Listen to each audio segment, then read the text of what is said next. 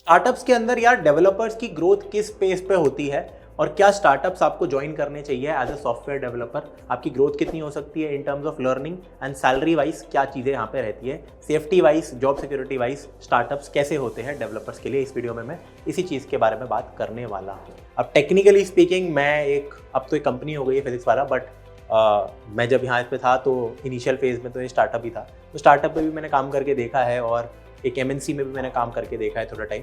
तो मैं थोड़ा सा एक्सपीरियंस एक तो वो शेयर करूंगा। बट वीडियो को शुरू करने से पहले अगर आप एक फर्स्ट और सेकंड ईयर के स्टूडेंट हो तो कृपया करके इस वीडियो को मत देखिए। आप अपना बहुत ज़्यादा टाइम वेस्ट करोगे, क्योंकि आप चुप मार के DSA पढ़ो, डेवलपमेंट पढ़ो, अपने स्किल्स पे काम करो। ये सब वीडियो देख के आपके करियर का कुछ भी नहीं होने वाला है, लिख के ले लो इस बात को, ठीक है। तो चुप मार के पहले आप पढ़ाई करो। ये वीडियो आप तभी देखो अगर you are done with everything. आपने एक बार सारा स्किल सेट आपका कंप्लीट हो चुका है, पढ़ाई कर चुके हो, now you are looking for a job. Secondly, अगर आपके पास दो ऑप्शन है क्लियर कट, MNC ज्वाइन करने का और ये करने का ऑप्शंस है, तो ये वीडियो आपके लिए हेल्पफुल हो सकती है। थर्डली, एक चीज़ स्टार्ट करने वाला हूँ मैं इस चीज़ से, क्या अगर आपको कोई भी जॉब मिल रही है, ठीक है, अगर आप अभी तक अनएम्प्लॉयड थे, स्टार्टअप में एज अ डेवलपर आपको रोल मिल रहा है, किसी भी कंपनी में मिल रहा है, भाई ले लो। सबसे पहले तो उसको ले लो, ठीक है।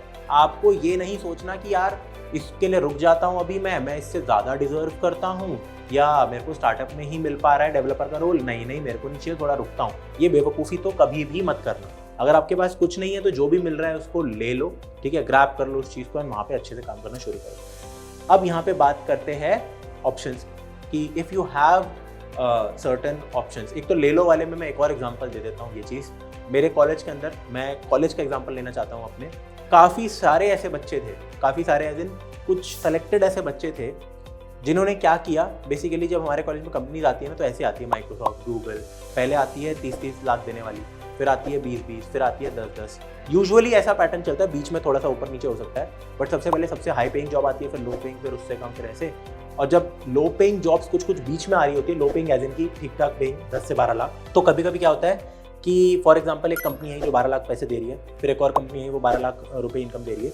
कुछ टाइम बाद एक कंपनी आ सकती है जो 30 लाख है, ठीक है। तो कभी कभी बच्चे उसके लिए वेट कर लेते हैं ज़्यादा पैसे होने। तो काफ़ी ऐसे बच्चे होते हैं जो, पता है, क्योंकि कैप लगी होती है कॉलेज में कि अगर आपकी एक 12 लाख की प्लेसमेंट लग गई तो उसके बाद आप किसी और प्लेसमेंट में बैठ नहीं सकते, 20 के लिए या 30 के लिए बैठ ही नहीं सकते, ठीक है। वो उनके खुद के रूल्स हैं। ऐसे इतने सारे बच्चे हमारे कॉलेज में बेवकूफ़ी की उन्होंने इतनी, उनको ये लगता था नहीं हमारी वर्थ ज़्यादा है, तो उन्होंने उन 14 लाख की कंपनीज, 12 लाख की कंपनीज में साइन ही नहीं किया कि नहीं हम इससे ज़्यादा डिजर्व करते हैं। तो बाद में उनको कुछ भी नहीं होता, ठीक है। तो ये आपको कभी भी ये वाला एटीट्यूड नहीं रखना है, ठीक है। It is very important, example के साथ बता रहा हूँ। अब बात करते हैं इसी पे, अगर if you have two options, what to do, what not to do. अगर मैं बात करूँ यार एक स्टेबिलिटी की, डेफिनेटली एक MNC आपको ज़्यादा स्टेबिलिटी प्रोवाइड करता है, राइट। और अगर मैं बात करूँ थोड़ा सा वर्क लाइफ बैलेंस की भी, तो टू बी वेरी ऑनेस्ट एक MNC आपको ज़्यादा अच्छा वर्क लाइफ बैलेंस प्रोवाइड कर सकती है मोस्ट केसेस में, ठीक है। स्टार्टअप के अंदर यार अब क्या होता है कि obviously you have to work more. अगर स्पेसिफिकली स्टार्टअप इनिशियल स्टेज में है तो you have to work a lot more, तुम्हें बहुत ज़्यादा काम करना पड़ता है। टेक टीम में अगर तुम हो तो बहुत ज़्यादा तुम्हें काम करना पड़ेगा। और स्टार्टअप में इनिशियल स्टेज पे अब दो तरीके के स्टार्टअप ऐसे होते हैं। कभी कभी क्या होता है कि आप कम सैलरी पे हायर हो, और कभी कभी कुछ स्टार्टअप तो स्टार्ट ही ऐसे करते हैं कि नहीं हम बहुत ज़्यादा सैलरी देंगे, हम ज़्यादा सैलरी पे हायर करेंगे। दो तरीके के होते हैं ऐसे। तो दोनों ही इक्वली अनस्टेबल है।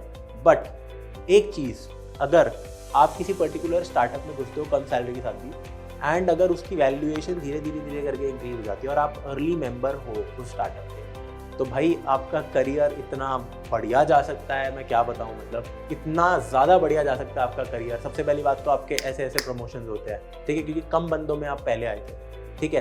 तो कंपनी के पास फंड ज़्यादा थे आपको सैलरी आपकी बढ़ाने के लिए। तो ऐसे केसेस में बहुत अच्छा बेनिफिट हो जाता है। स्वयं इस खुद की ये जो कंपनी है, ये जो PW कंपनी है, यहाँ पे भी ये हुआ है। जो भी इनिशियल अगर बहुत सारे मेंबर्स थे in terms of I would say business analyst, तो 2-3 महीनों में यार उनका promotion as a product manager हो गया। अब ऐसा यूजुअली नहीं हो सकता, अगर आप एक MNC में जाओगे कभी नहीं होगा 2-3 महीने में आपका ऐसा प्रमोशन, ठीक है। तो यहाँ पे बहुत तेज़ी से काफ़ी प्रमोशन हुए हैं जो भी इनिशियल मेंबर्स थे, स्टार्टअप था जिस समय ये।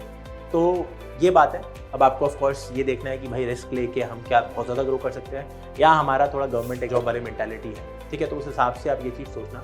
दूसरा, I would say as a beginner, अगर आपको काफ़ी ज़्यादा ऑफर कर रही है, जैसे माइक्रोसॉफ्ट, गूगल, ऐसी टाइप की कंपनीज हैं, ठीक है, या फिर और भी बहुत सारी कंपनीज अच्छी जो होती है 25-35 लाख दे रही है एक MNC को, तो यार उसी को चूज़ करो over a startup. In most cases वो ज़्यादा बेनिफिशियल आपके लिए रहने वाला है, क्योंकि स्टार्टिंग सैलरी वहाँ की इतनी है तो वो चीज़ अच्छी रहती है। ठीक है, तो ऑप्शन अगर है तो choose the startup. If the startup is like paying you more, of course तब you can choose. And secondly, if जो स्टार्टअप की सैलरी अगर थोड़ी सी भी कम है लेकिन वो एक अर्ली स्टेज में है तो you can have you can take that risk. अब लास्टली यहाँ पे मैं बात करता हूँ क्या इंटरव्यू प्रिपरेशन के हिसाब से इन दोनों में डिफरेंसेस होते हैं, कि अगर किसी एमएनसी में मान लो माइक्रोसॉफ्ट का जो इंटरव्यू होता है वो कैसा होता होगा, किसी नए स्टार्टअप का अगर इंटरव्यू होता होगा तो वो कैसा होता होगा।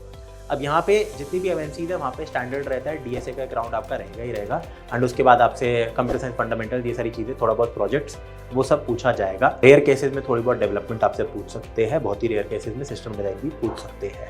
ठीक है, और अगर बात करें स्टार्टअप्स की तो यहाँ पे भी ऑफकोर्स डीएसए राउंड होते हैं काफ़ी सारे स्टार्टअप्स में, बट कुछ स्टार्टअप्स में क्या होता है कि स्पेसिफिकली जैसे मान लो फ्रंट एंड डेवलपमेंट का ही राउंड हुआ। ठीक है, तो ऐसी चीज़ों में कई बार वो बेनिफिशियल भी हो सकते हैं स्टार्टअप्स की, अगर हमें डीएसए नहीं पढ़ना है। बट अगेन ऐसा नहीं है कि आप सिर्फ वो करके चले जाओ और भरोसे रहो कि स्टार्टअप में मेरा हो जाएगा। ठीक है, तो वो भी एक कम प्रोबेबिलिटी वाली चीज़ है। तो आई होप आपको इस वीडियो में थोड़ी सी क्लैरिटी मिल गई होगी दोनों चीज़ों के बारे में, स्टार्टअप हो गया या एमएनसी हो गया।